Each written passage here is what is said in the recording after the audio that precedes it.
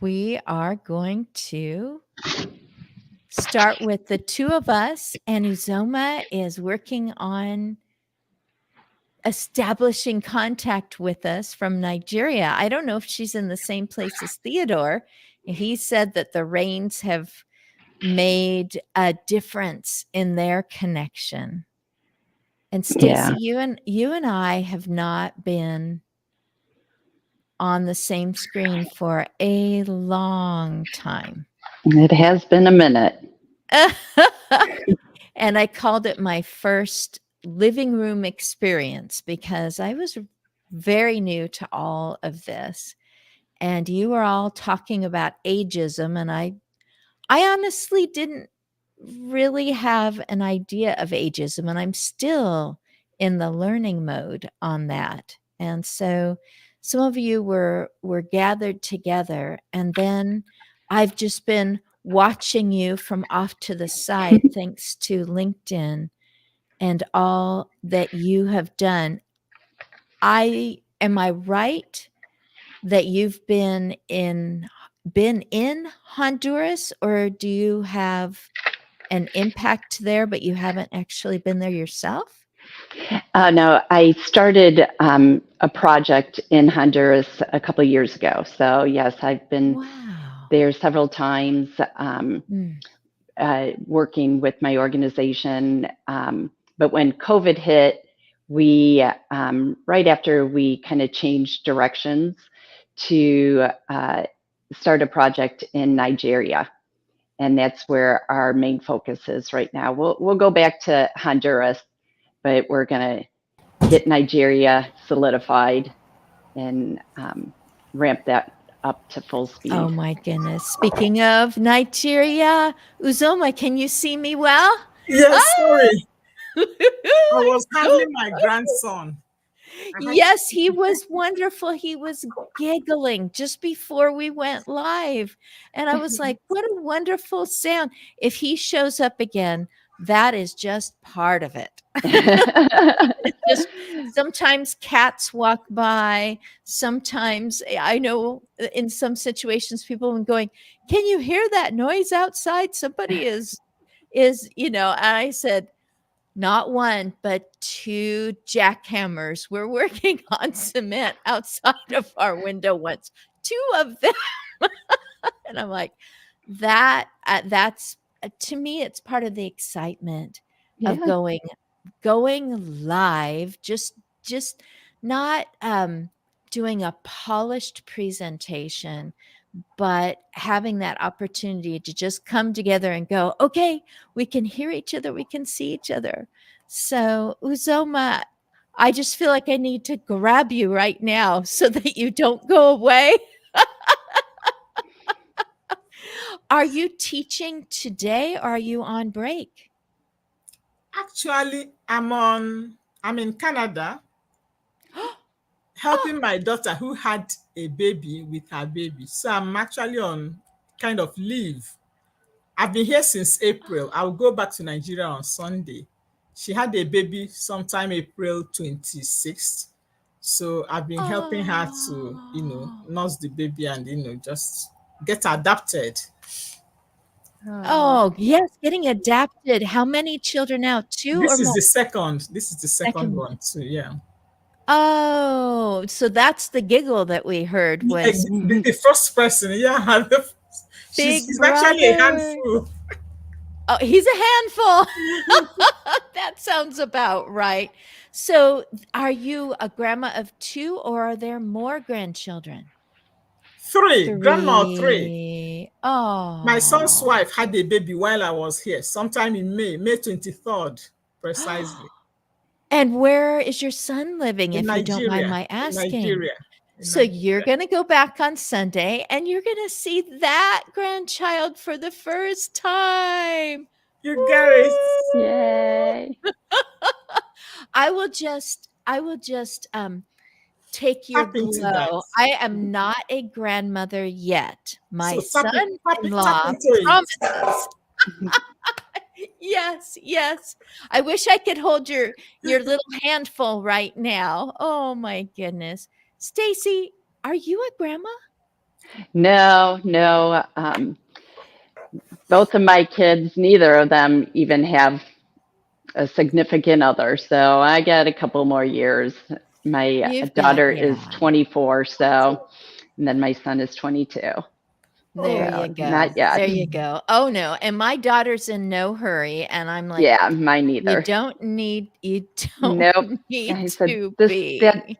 that's the time when they need to figure out who they are and establish their exactly. young adult life. I said you don't need to be worrying about, a relationship with somebody else. Figure out yourself. You're Oh correct. my goodness. Uzoma, let me ask, where in Nigeria Yes. are you from? I'm from Anambra State, Okay. but I teach at the University of Nigeria in Soka in Enugu State. Okay. Yeah. We just were in Nigeria for 3 weeks. Okay. Where? Um, we are in Lagos and Owerri. Okay. Oh, yes. Father Tio is based in Owerri. Yes, yes, Okay. he's on my team. Okay. We That's love the people in Nigeria. Just so welcoming and kind, and can't say enough about them. Thank you Yeah, for that. Most of the time, you find that what we hear coming out of Nigeria is usually some unpleasant news, except when yeah, someone visits. You find that the people and the news sometimes they're not the same. right, Yeah, what you right. have in the news and how you are treated when you go to Nigeria, Mm, they are not the same. But you remember that bad issues make news, good right, issues don't Yes. make news. right. I've traveled lots of different countries, and Nigerian people were my favorite, hands down.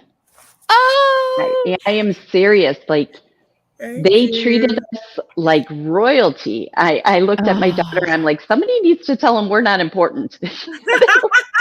Can we snap a picture with you? And it was just, um, they would sing us songs and hugs, and it was just unbelievable. Unbelievable. I can't wait to go back.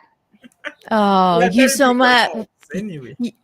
Oh, I'm so sorry. I'm just throwing in my I love Nigeria All as right. well. Um, we lived about an hour's travel from the Pacific Ocean, and we lived in a neighborhood. We were one of the first ones to move into this neighborhood. And then in comes one Nigerian family, in comes another Nigerian family, then a Liberian family. We gathered together, we ate goat.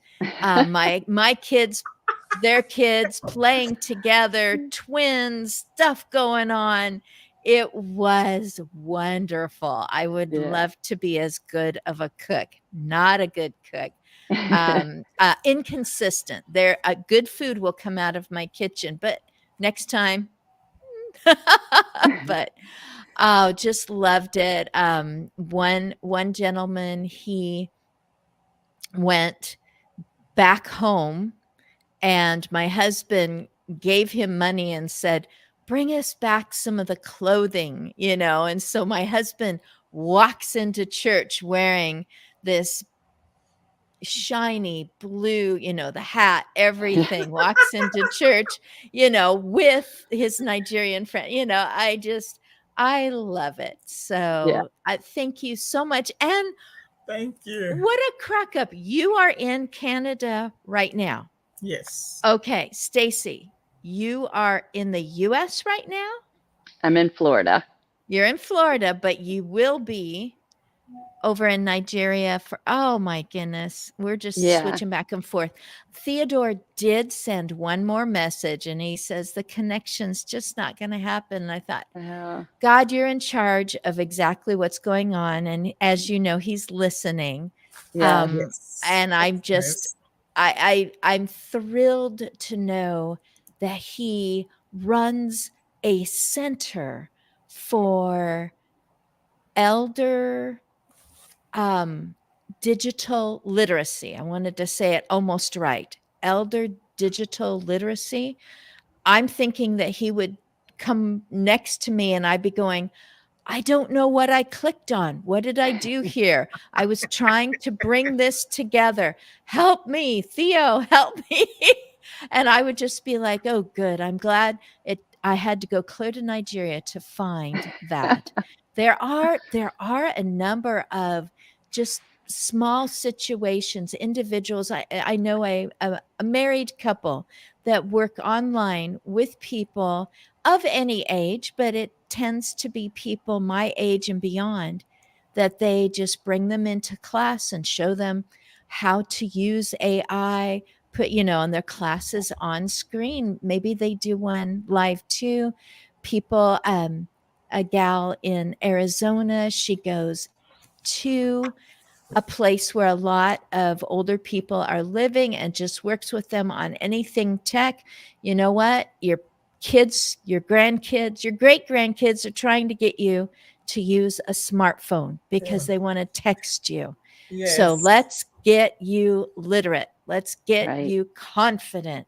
And I'm just like, whoo, so these I like opportunities that. are popping up. Oh, Uzoma, what do you teach people? What, when people go gerontology, what would you be teaching? What is that about? You know, I teach undergraduates, Undergraduates. postgraduate students, masters, PhD, postgraduate diploma. Oh, I've been I've been in the university since 1993. So that's how long I have taught in the university. And wow. gerontology w- was almost not there when Right. I came. But I had this interest in gerontology because I got married into a family, and my parents in law were there, they were alive. And Mhm. not just that they were alive, they had streams of friends coming in and going. And Yes. the way they do their thing and what have you kind of made me start thinking of gerontology as an undergraduate. I Mm. married as an undergraduate, you know. So the first thing was to write my master's degree project with retirees. I interviewed them. I wrote on retirement and pension. And with that, I'm like, I think this Mm. is a group of the persons I would love to work with. But unfortunately, we had no gerontology lecture. So I had to, lecturer. So I had to kind of teach myself the theories. I Yes. did all this by myself. Then I Yeah. went into my PhD program looking at younger persons, the stereotypes they have about older adults and their perception. And after Mhm. that, while doing that, I had the opportunity of coming on a Fulbright scholarship, a fellowship Wow. at Boston College for 1 year. So while I was in Boston College, I now met let's say real gerontologists. Some of the Mm. people that I read their books, I read their theories, Kevin Mahoney, Regina O'Grady, many other persons that I've been reading about. I met them real, real time there at Boston College. And so with that, I knew that gerontology is where I'm going to end up. This is what I love to do. And I had help. People now telling me you could actually remain here because aging in US and aging in Nigeria, they are not the same. Explore aging in Nigeria. You have something good. You have this, you have that. Mm. And so when I came back to Nigeria, I decided that this is something I must have to develop and expand. And so Mhm. what did I do? When you come to for a master's degree program, I'm like, I'll start lobbying. Why not just do something on older adults? I was convincing people, telling people that it would be good to come to this area. And lo and behold, I finished my PhD in 2002. And between that time and now, social gerontology has the highest number of lecturers in my department. It is now a big area, big, huge. We have a lot of master's degree students there now. Then lots and lots of persons with PhD in social gerontology that I supervised, I supervised their PhD project. So it's a big area now in my department at the University of Nigeria in Nsukka. And I'm glad I made it happen by convincing people. But other Yes. than convincing people, honestly speaking, we'll have a need, we'll have a big need for social gerontologists in Nigeria. There's this myth that we don't have older population, that we should be focusing on young people, women, children. And I tried to debunk that myth. I had my inaugural lecture sometime November 30, and my topic was Aging PLC, a business where everyone is a shareholder but not aware. Aging PLC, a business where everyone is a shareholder but not aware. And what I tried to do was to tell everybody, you must grow old.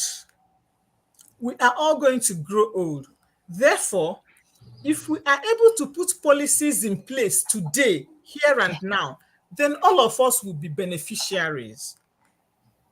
We think we're not going to grow old. You don't have walkways. We don't have, pension for older adults. We don't even have funds they can draw upon.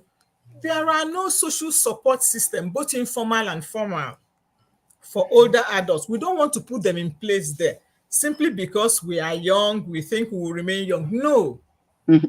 We need to put these things in place today, not tomorrow, today, so that by the time you get to that age, you will start drawing from the dividend. It's like a business. When the business is running very well, everybody gets good dividend.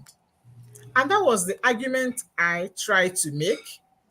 And many people have bought into that after that inaugural lecture, because I've been getting calls. Somebody telling me, I'm just starting a daycare center for older adults. Can you come and look it over and see if what we're doing is good? People are not thinking about this before. We have daycare centers for young children. Why can't we have for older adults and still make money out of it? It's a business. We can make money out of it, and many persons like me will be relieved, because if you're going to work in the morning and you have a good place you can keep your mom or your dad, you're sure they'll be secure, they'll be safe. And at the end of the day, you come back to pick them. Of course, you will love it. But we don't have such in Nigeria. So Yeah. I think something is changing, though it will take a long time. But Because if I can add, people don't realize that we're in a global aging crisis. That the first time in recorded history, those age 65 and older outnumber 5 years and younger. exactly. And so we need to put a spotlight on this, that who's going to take care of all these people? And in the US, everybody knows that we're in a crisis here. We can't build assisted living fast enough. We can't staff it. But it's global. And what I've been called to do is focus on this aging crisis in a very unique way. Yes. By 2050, 1 in 5 aging people will live in economically developed nations. And that's 1.6 billion people. And, these nations do not have systems in place, like you said. There's not Social Security, there's not an AARP, there's no plan in place to care for them. So our focus, nations are facing this global aging crisis, and vulnerable seniors are at risk. So as orphan children have been for decades, right? Right.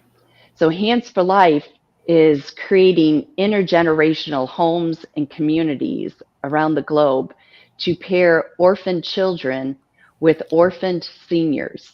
Oh. And that creates a beautiful new family. So the seniors impart their wisdom on the children, and the children learn to honor and respect their elders. So we're going for generational change. Yes. We need to change the mindset of this younger generation. We have to teach them the circle of life. Your parents took care of you when you came in this world, and you need to care for them when they're leaving. So Nigeria, our project is in Nigeria because Nigeria ranks at the bottom of the list for life expectancy, with 55.75 years old is the average Nigerian, and that ranking is 190 out of 193 countries. You guys rank 190 for the worst. And 55.75 is the average age for Nigerian, where in the US we're at 79.11. So Nigeria ranks in Africa as the most populated country on the continent. But Nigeria also ranks 19th across the globe for the population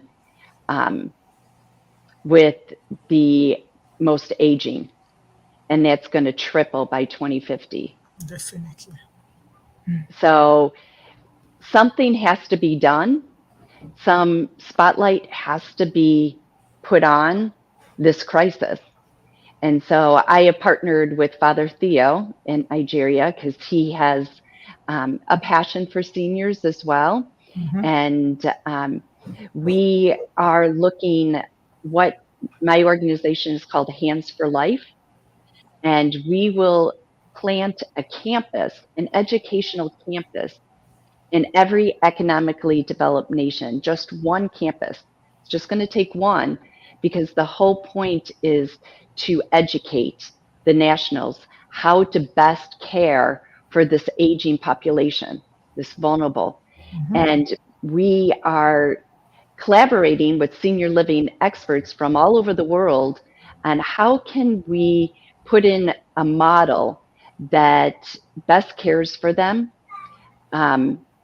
by ensuring that the older population is respected and revered and also felt useful. So we want the seniors to impart their wisdom to the children, and the children learn to honor and respect their elders. We focus on what I call that lost commandment of honoring your elders. So that's what we're doing around the globe. Like I said, we did some work in Honduras. We're focusing on Nigeria right now. We have community outreach. We work with, we have 17 seniors in our community outreach program and 4 children. So we care for their health care. We provide food for them, education for the kids. But our model is to Hands for Life lends a hand, not a handout.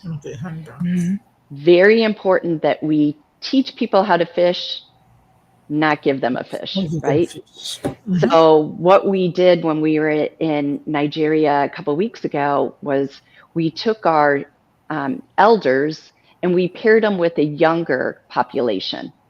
And so we have a grandma there who we fixed up her house. Her roof was leaking and she just had a dirt floor. So when it would rain, everything would get all muddy. And so we stabilized her house to give her a better living condition.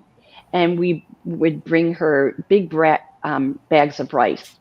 But when we went and hugged her and loved on her and asked her how everything was going, she said, "Stacy, you provide me with this food, we have a sponsorship program. People can sponsor a grandparent or sponsor a grandchild.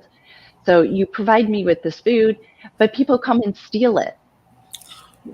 So I got a hold of her neighbor, and his name was Bernard, and he helped renovate her hut for us. And I said, "Hey, can you help?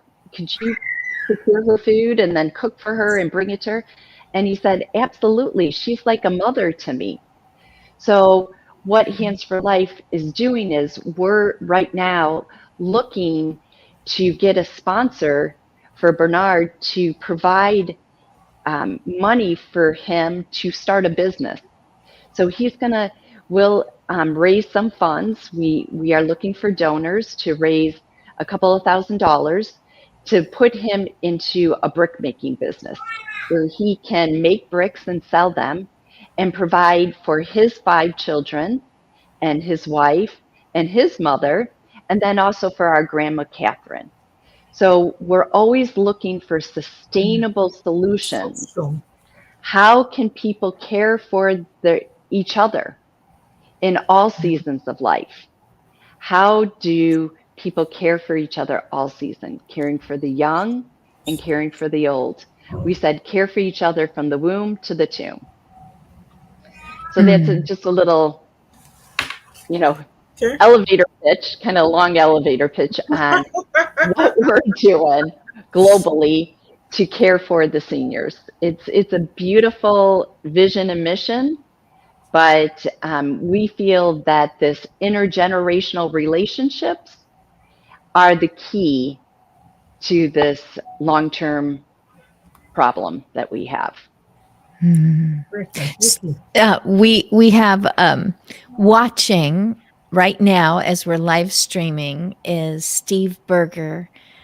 He has been one of the people that come onto the screen, and we talk together with other people who have perspectives. They have a model that can be imitated, but it needs to have a start and success and be understood.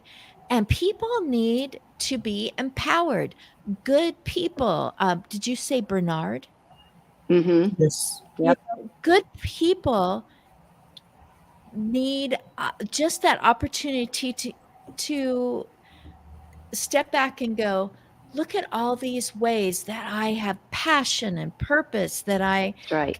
contribute, that I do things that my family can respect, that I care about this person, but I really don't know what to do to have this symbiotic relationship that where it's like, great, you can keep my food safe. And then he's like, great, you are just a joy in my life that I need as I'm, just day-to-day struggles. And this is just wonderful. Steve has agreed. He says we all become the target. So we need to get this right. Right. And it's different in different countries. Uzoma, that is so exciting to see people that you have already admired and then actually meet them in Boston. And I'm so glad that you came back to your home and to the people of your community, and you convinced them, and that you used an economic model that could be understood. It's like we are investing in our own future when we understand this, when we put things into place. You're Yes. impacting policies that once again, someone had to come up with the idea. Then they had to convince other people this is an idea. Stacy I was like, why is this not already in place everywhere? Multi-generational. It is understood. It has been practiced in cultures that, of course, we all come together and that we all truly have a value and a purpose. And, not just, oh, that's nice of you, but what would I do without you? I needed your encouragement. I needed for you to finish this for me. Right now, Uzoma, you are exactly doing that. You are helping this is your daughter in Canada, and you're giving her time to adapt. And it isn't that she doesn't have a great working mind, but it's different now. And that's what happens to human beings when they're like, things are different now. I've aged. I used to be able to just do and take care. And now I'm reaching out for help. That seems like a step backward. And it's like, well, how about practicing patience and cooperation? That's a step forward, and just having a different thought and perspective placed. People say put a different frame around it and realize that with aging comes these great privileges. With aging comes these great challenges. With aging come this ability. I say you've climbed this hill, you've turned around, and you're looking at the whole landscape, and you see what someone down there who's just beginning to go up the hill that they cannot see from their level, you can see, and you are connecting things together going, oh, this would work better if this was a little closer, if these people would do this in a different way. And you can have this perspective that others go, how do you see that? I mean, is that your wisdom? It's like, yes, but I'm opening my eyes, I'm opening my mouth, I'm opening my mind, I'm giving these. So Stacy, you've watched situations and you're like, we need right now a solution. We need a rescue. And at the same time, we need to make sure that we have educated, empowered, put something into place that can be continued, that is not a reliance on another person who swoops in and then swoops out. That this is a new habit, and we all need good counsel, wise people around us that can see things that we just can't. I am so grateful for both of you, for Steve for coming in and saying this. We also have someone else who's saying hi, and I'm just going to say it says PIGIBIT 5. So, and they're just saying hi. Thank you for listening and watching today, right in this hour as we're talking. Hands for Life. Stacy, can you give us like a quick who named that, or how that moment when you were like, oh, we're doing this now? You said that you've been in hospitality and now things are different. Go ahead. Yeah, I've always, I grew up with my grandparents living in the same house. So I've always had a passion for the older generation, and I know the importance of those relationships, that grandparent grandchild relationship.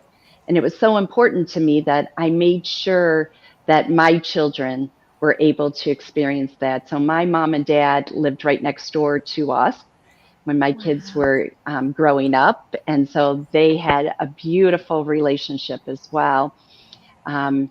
So when we lived in Illinois and my daughter decided to go to University at Tampa in Florida, and I said, we want to get out of the cold. We want to be in Florida. So she's like, no, you can't follow me. I'm trying to get rid of you people. I said, we'll go the other side of the state. So we came to Jacksonville, and I sold my business. I had a hospitality company, and my family's like, I go, what am I going to do? I want a job where I'm making a difference every day in somebody's life. And my family encouraged me. My mom actually said, why don't you get a job running an assisted living? It's like running a hotel. And I'm like, yeah, I would love that. So I did. I ran a large assisted living memory care community. But I was called really to do something. Just I don't know. I just felt this call on my life that God placed this assignment to me, and so I left my job there, and I took 2 months to write a business plan and to just pray about it. And at first, the business plan was assisted living, introduce assisted living in developing countries. And then God's like, no, it's not about building buildings. It's about solving the problem of why are people considered inherently less valuable as we age. And so I'm like, oh, okay, so how do we solve this problem? And then it was revealed to me through a process that it does come from family. We need to, we know that here in the United States, we're getting it wrong, where families break apart. Children move all over the country. They're all separated. Mom and dad go live in assisted living. The kids might visit once a year. So really getting back to simplicity. Hands for Life studies the Blue Zone principles. I don't know if you're familiar with Blue Zone, but there's these pockets around the globe where people live well into their hundreds. And so they've studied these places, and why is that? And there's a couple of common denominators, and one of them is the Mediterranean diet, but also just natural movement. As you age, here in the United States, we retire, we get a recliner, we have our clicker, and we become sedentary. So they have shown that around the globe in these blue zones, the people do natural movement. They plant gardens.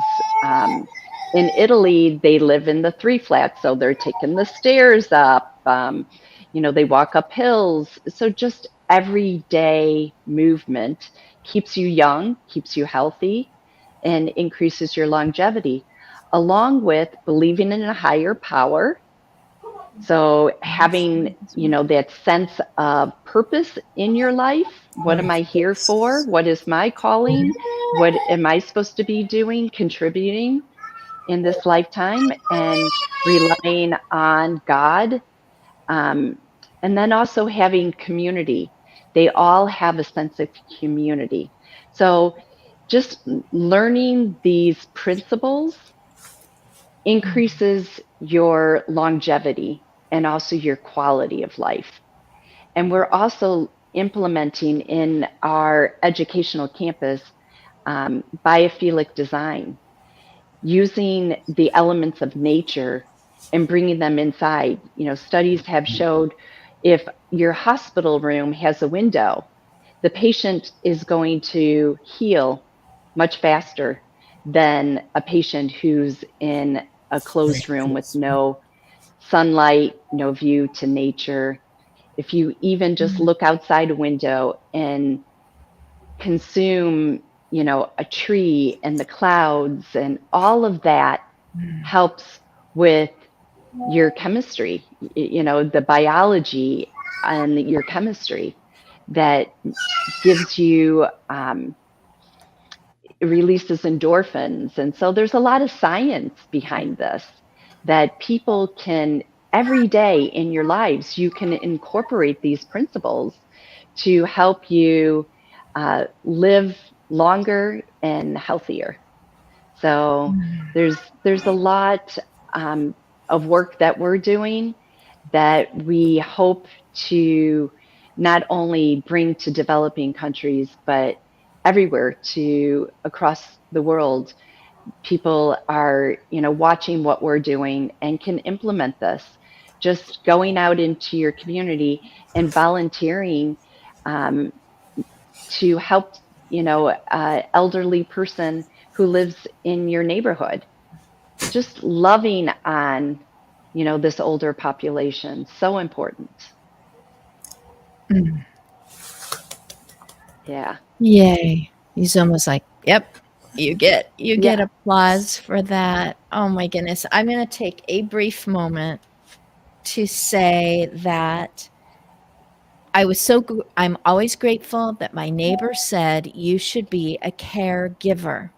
And I really did not know what she was talking about. I had been a classroom educator and a mother. And she said, I'm so shorthanded.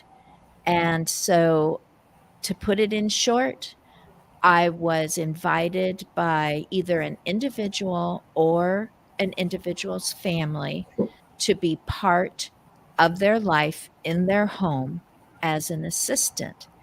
And so I ended up in nearly 100 different homes. When I last counted, it was over 90. So I always say nearly 100 Wow. so that I'm telling the truth.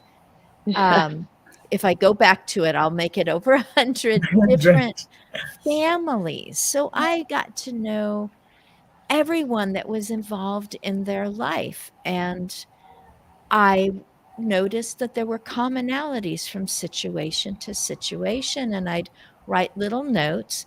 And I finally put all those notes into the form of a book. It's actually a prompted journal that I all three of us want to fix it.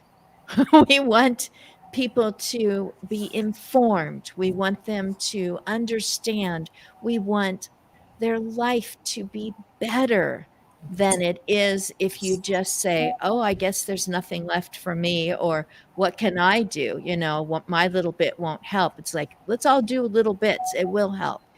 Um, I narrowed down to 52 different things that I saw was part of aging, part of, the culture of my region. And I gave people um, little tasks to do to keep their relationships with other people dynamic, that they actually make choices about their aging and that they communicate their preferences and that they reward themselves for facing their own future, because it seemed that most of the people I talked to were going, we don't want to talk about getting old. We'll talk about our parents getting old. We'll complain about getting old, but we don't actually want to do this positive. And then I found all these people on LinkedIn, and I'm finding them actually through LinkedIn. I find people that I'm in the same community. And it's like, no, I have all these positive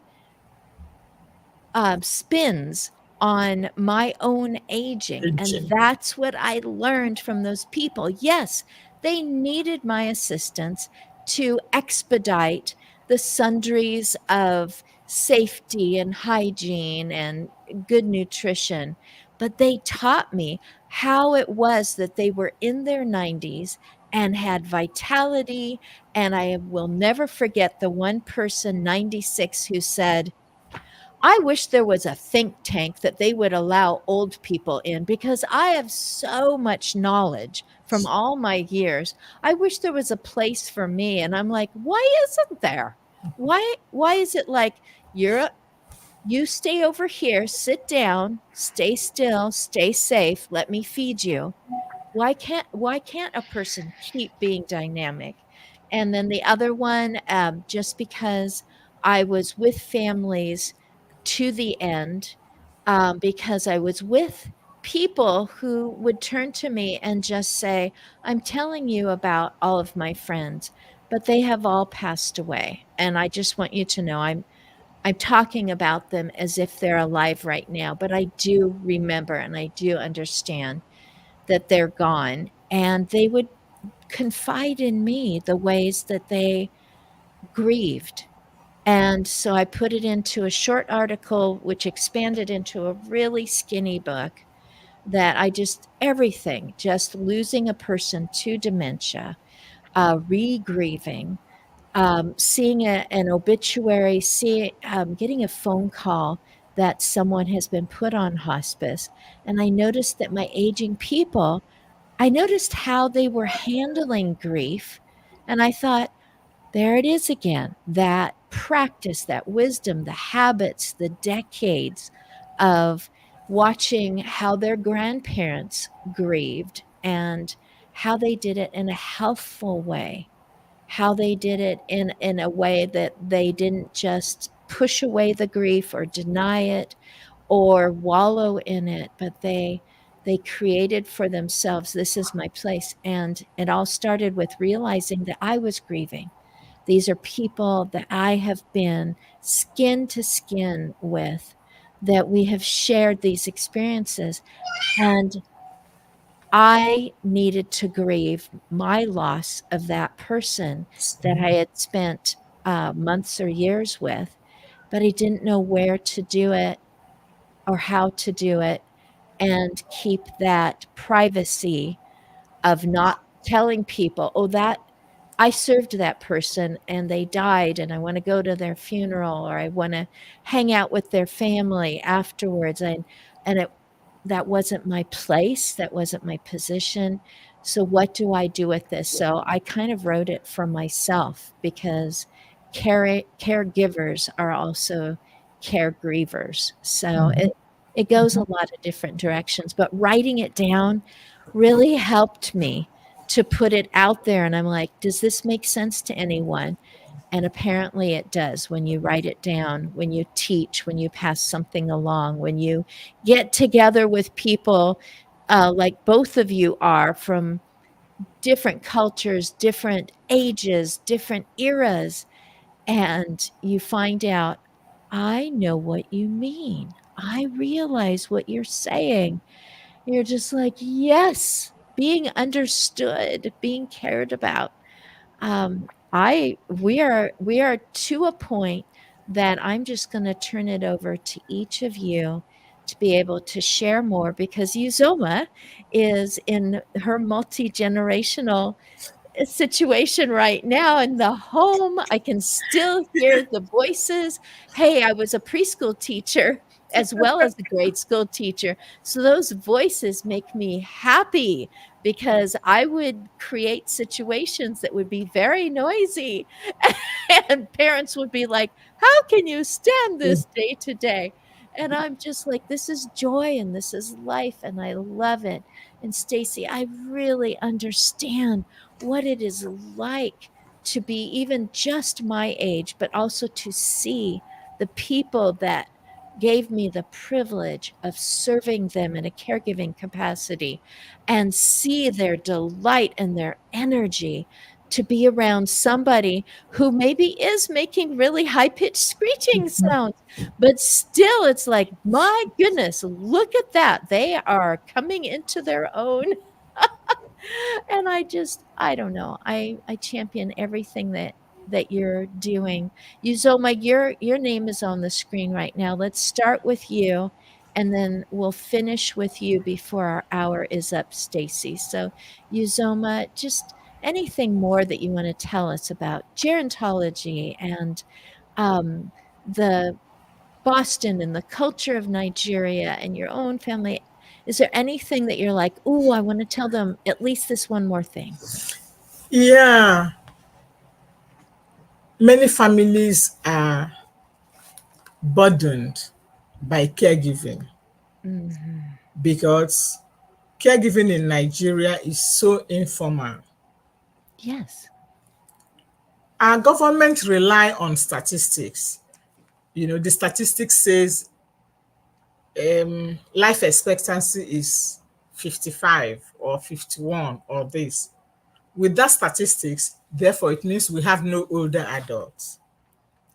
I remember when I had my inaugural lecture, I asked people, if you are 50 and above, and you have one parent or both parents still alive, can we see by, raising hands?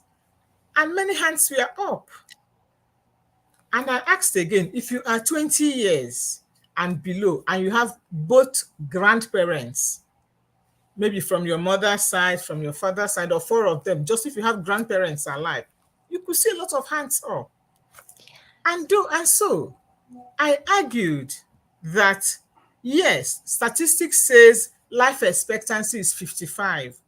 But then where are all these parents? People are raising their hands. Where are they? My father is 86. He's still alive and kicking. But you find that taking care of him is 100% my responsibility and that of my brothers. I have 2 siblings. Because he didn't work for government.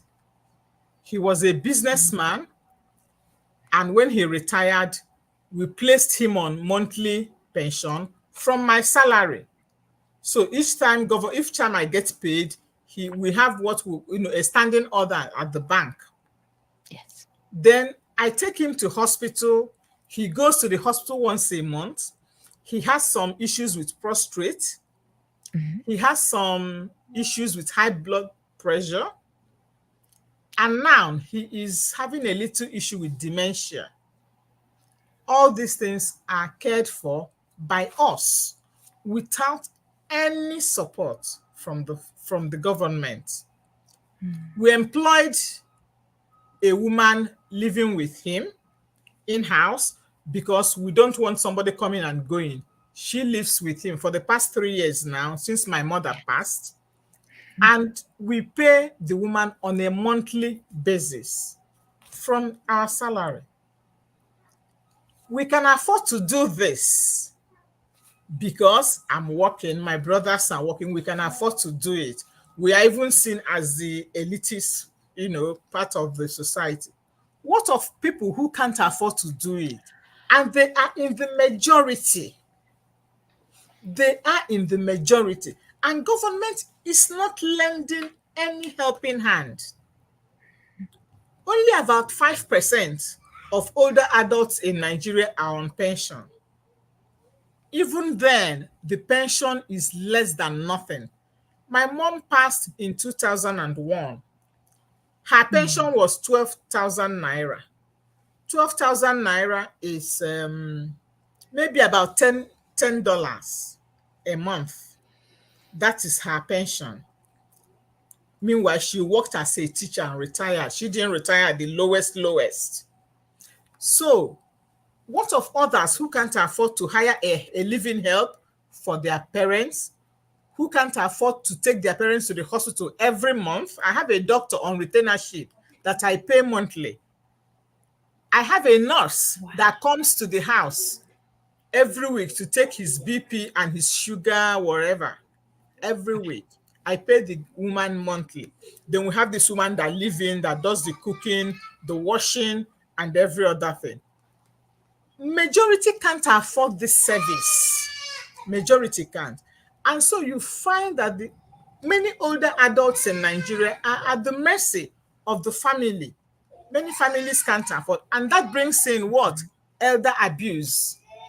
Yes. When you can't afford, the older adults are abused because he who pays the piper dictates the tune. You are the one that will dictate what the person will eat, how he will eat it, because I'm the one providing.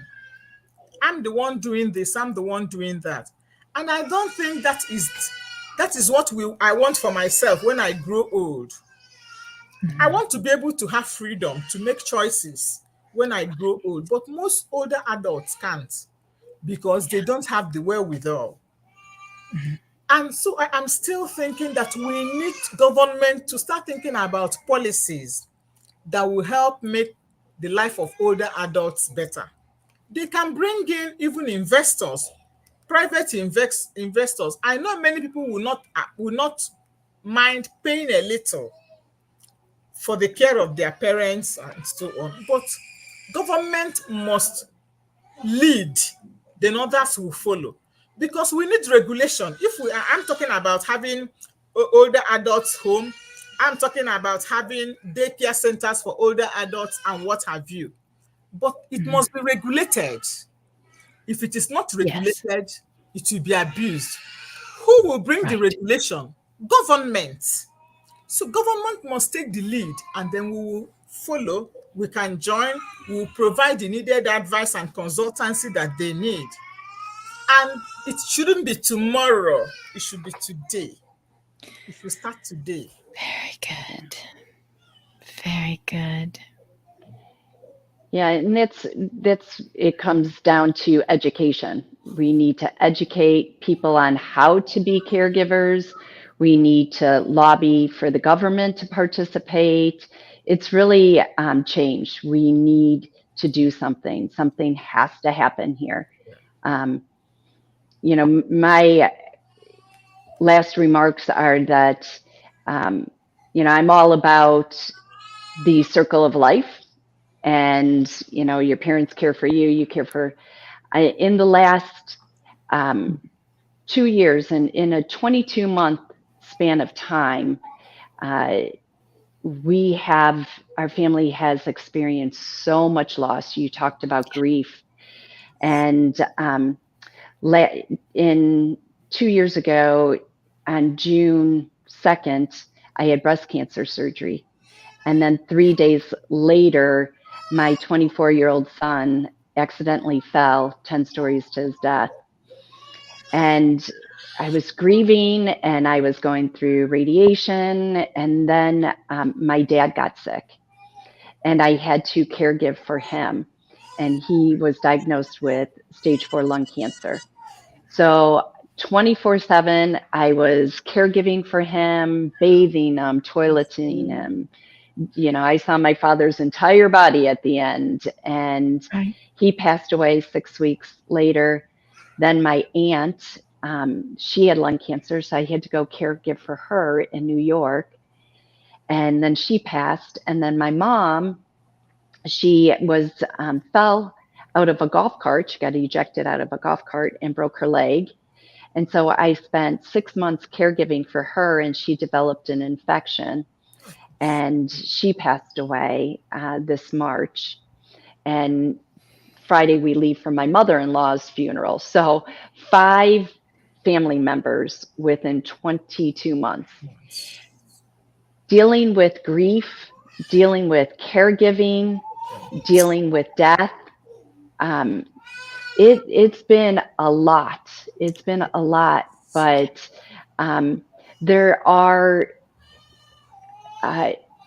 there's ways to cope. There's ways to get through the caregiving, and it was exhausting. But people have to know that you're not alone in it, and that there are resources. So Christine, like your books, invaluable information for people who are going through something like this, because we all are going to, we all have parents. We're all born from a mother and a father. So we're all going to experience the loss of a parent. We're all going to age ourselves. So we need to really focus on uniting and coming up with being solution focused, on coming up with ways to support each other in this world. So I'm just grateful for this community of people who are passionate about caring for the aging, who are passionate about making change and ensuring that all people, their latter days are their greater days. So thank you for allowing me to be part of this conversation and solution. Thank you. Stacy, I've prayed for you and reached out once in a while thinking, just know that we care. Yes. I'm actually moving closer to you, so I can just come visit. We're actually moving from the West Coast to the middle of the United States.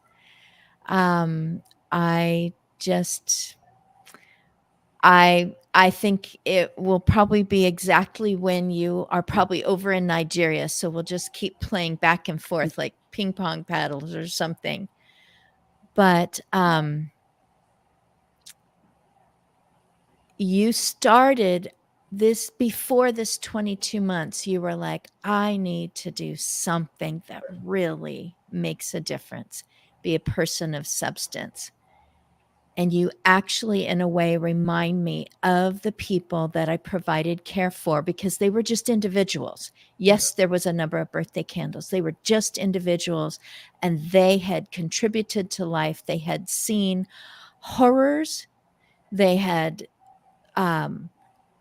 created a difference in amazing ways. I served people that I just was like, oh, I wish I could tell people how important and pivotal these people have been all these years.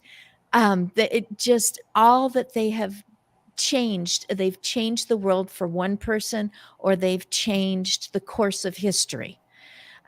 You are a person who, like them, have seen your path, and with everything that has happened to you, around you, that you have endured, you are pushing through the struggle, and there is someone who listens to you and gives credibility to you and what you're saying, and changes what they're doing, and wants to come alongside you, because they're like, this is not a person who has just lived in the lap of luxury. This is a person who understands me, understands how hard life can be and how much better it can be when we come together. Thank you for keeping your strong voice in what could have just weakened you and just pushed you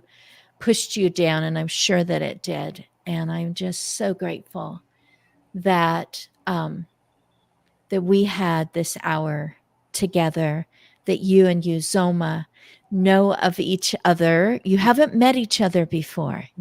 No. Yes, it finally occurred to me reconnecting now. about 10 minutes in that you haven't met each other. I don't know if you will have opportunity to cross paths, but We will. Yes. yes. For Oh, sure. how wonderful. This has been my privilege. Absolutely. Thank you for the honor of hosting both of you. Thank you to Theo, Thank you. who is championing us. Theo will work on another time when the rains are different. It is the way it is today, and it will be different, and it is all so valuable. Thank you. Thank you to Steve and Piggybit 5. That's what I'm going to say that one is, for letting us know that you were also listening in. Goodbye for now. Thank you. See you next Thank time. you. ladies. Thank you Absolutely. very, Bye-bye. very much. Thank you. Bye.